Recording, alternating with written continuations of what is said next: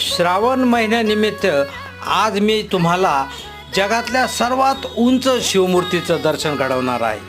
ही आहे जगातली सर्वात मोठी सर्वात उंच शिवमूर्ती. नेपाळमधील काठमांडूपासून 20 किलोमीटर अंतरावर असलेल्या सागा नावाच्या डोंगरावर ही मूर्ती 2010 साली स्थापन करण्यात आलेली आहे. या कैलासनाथ महादेवाची उंची 143 फूट म्हणजे 43.5 मीटर एवढी आहे आणि आजच्या घडीला ही जगातली सर्वात उंच शिवमूर्ती आहे.